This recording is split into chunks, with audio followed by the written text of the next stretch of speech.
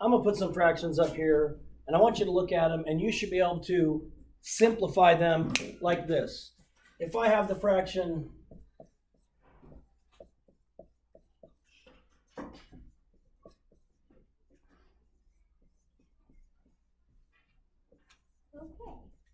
what do these fractions all simplify down to the same thing? They all simplify down to the same thing. What do they simplify down to? Not 1. Anyone? 1/2. 1/2. Every one of these simplifies down to 1/2. How do you know, Eli?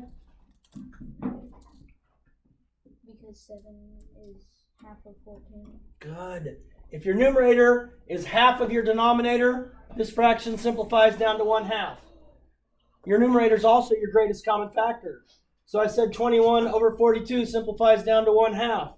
That means I can divide both of these by 21. Simplifying to 1/2, you ought to be able to do like that. Just look at the numerator and denominator. If the numerator is half of the denominator, or the denominator is twice as big as the numerator, that fraction's 1/2. That should not require you to do all the stuff that you have to do otherwise. Know your halves. Know your halves, not your have-nots. All right. Now, I had lots of confused people today when we had to do this. Simplify to lowest terms. Lowest terms means we want to use the smallest number of pieces as we possibly can. Let me go through the steps first. I know you know the answer because you're like, what? I'm smart. We want to use the smallest number of pieces that we can. So 14/20. If I cut this in half like this, each one of these little pieces would be a 20th. Okay? Because it's a 10th, half of a 10th is a 20th. Just like half of a half is a 4th. Okay? So if I cut these little pieces in half, each one of these would be 1/20th. I'm not going to do that because the school would get mad at me. So now we've got 14 of these little pieces that are really small, and nobody wants to work with 14 really small pieces. I'll drop them, they'll go under the wall, and I'll never see them again, which is probably where my 2/16ths are. So here's how we do it. And you're going to get a chance to do this, but I'm going to go through the steps to show you how to simplify fractions, because that's what you're going to practice today. But we'll practice it in a fun way. To simplify fractions. A multiplication chart's handy. You watched a video on how to use the multiplication chart. Also, if you find, just like we did when we did prime and composite numbers, just like we did when we found prime and composite numbers, I list the factors. This is where a multiplication chart comes in handy. This is where our divisibility rules come in handy. I always start with what, Kaylee? 1 in itself. Good, 1 in itself. Okay, 1 in itself. Now I go to my divisibility rules. My divisibility rule for 2 is if the number's even, then 2 is a factor of it. Maddie, C, is this number even? 14 even? Yes. Yes. So I know 2 is one of my factors. 2 times what, Maddie, equals 14? 7. 7. Let's check my 3. My rule for 3 is if I add the digits together, go that way. If I add the digits together and they are a multiple of 3, well, what's 4 plus 1?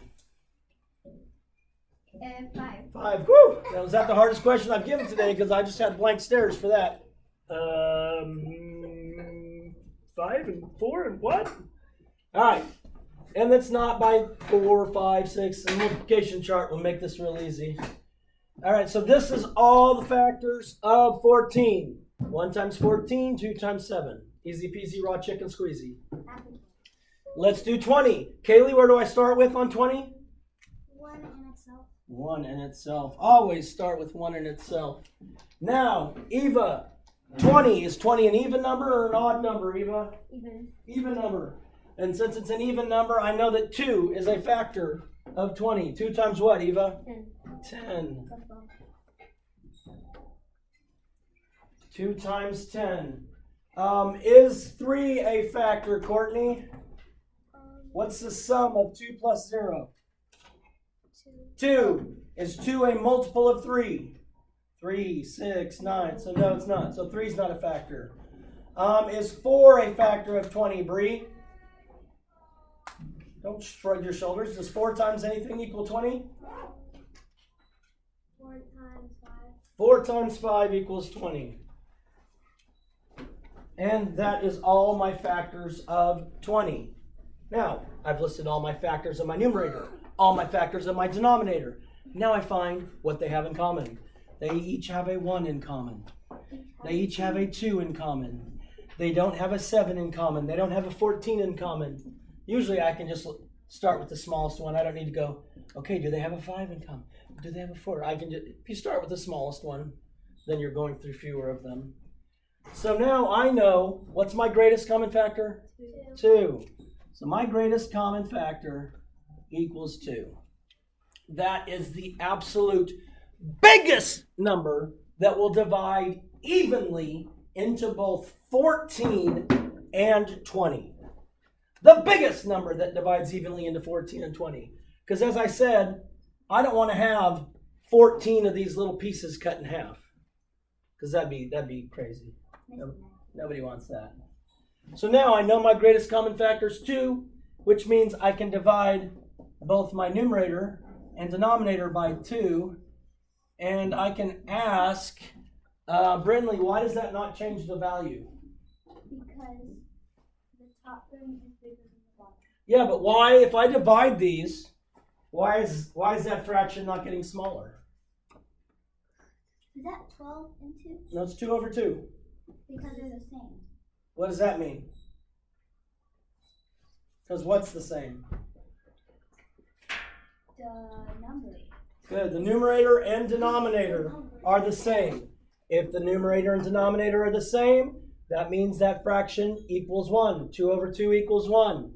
If I divide something by 1, it doesn't change the value unless you're Emily Kate. She divides by 1 and gets a different number all the time. But, you know, what am I saying? All right. So let's see how Emily Kate can do. Emily Kate, what's 14 divided by 2? 7. And I can always come back over here. If I do this work, I can always come back over here. 14 divided by 2 equals 7. Very good. And Emily Kate, what's 20 divided by 2? 10. 7/10. Now I could if I wanted to make sure, if I actually got it all the way to the lowest, I could make, and do that with those two just to check, but I know 7/10 is the lowest. I'm going to work one more and then I'm going to give you guys a chance to practice some so that I don't have to talk to you. Did I say that out loud? Oh. Let's go with 18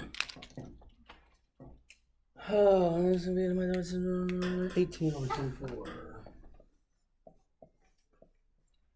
Is this fraction going to be a half? Yeah. No. How do you know? Because 18 is not going to 24 and split evenly. Okay, it doesn't go in there twice. Okay, is this less than or greater than a half? Less than. Greater. Greater than a half. How do you know? 12. I think it's 12. Because 12 24ths would be a half? Because 18 is more than half of 24? Mm-hmm. And again, you want to see what a 24th would look like. If I take my 12th, and I cut it in half, each of these pieces would be a 24th. Nobody wants to deal with that. That's cray. That's cray. All right, so let's start. Oh, awesome, Bree, thank you. Bree just volunteered to do the factors of 18 for me. So Bree, what should we start with, Bree? 1. Man, she's on fire. 1 and 18. Is it an even number, Bree? Yeah. Okay, so that means 2 times something. 2 times 2 9. times 9. Man. Bree, what is the sum of the digits in the number 18? 8 plus 1 is? 9. No, I said 8 plus 1. I'm adding the digits together.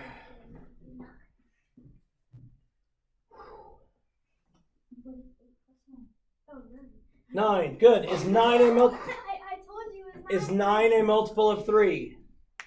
3, 6, 9. That means 3 is a multiple of 8, or is a factor of 18. 3 times what? equals 18.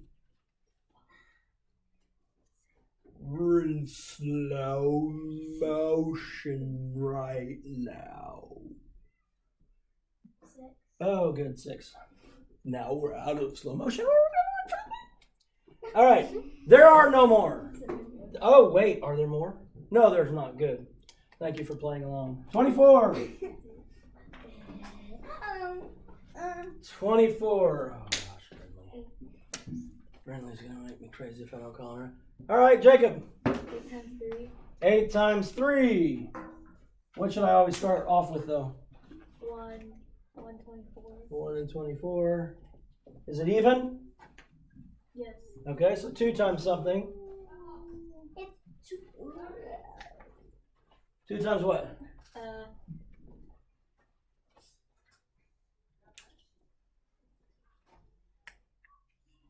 Eli?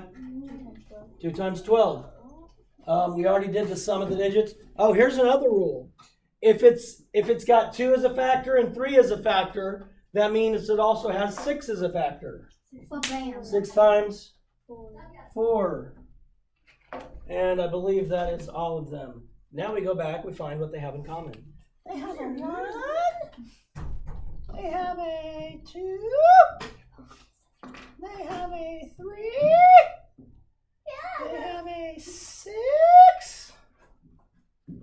And that's all that I see. Am I missing any? No. So what's my greatest common factor? 6. 6. And this equals 1. That's why we don't change the value, Brindley. Because a fraction that has the same numerator and denominator equals 1. So let's go with Andrea. What is 18 divided by 6?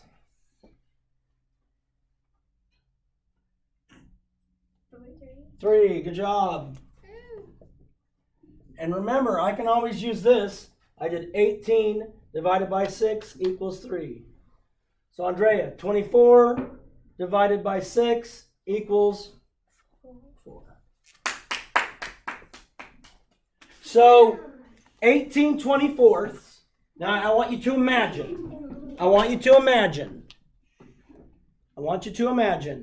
What is easier to imagine? 18 24ths or 3/4? 3/4 is easier to imagine. 3/4 is easier to picture in your head. I can only imagine. That's all the words I know. Really? Yeah. Come on. Well, that's not all the words I know, because I obviously know more than that. But What? No, we don't. boom! Shakalaka, peace out. God bless. Love you. Do something kind today. Save the bees. Please subscribe. Tell your friends to subscribe. Tell your enemies to subscribe. I just want to get out of here. Please help me. What do you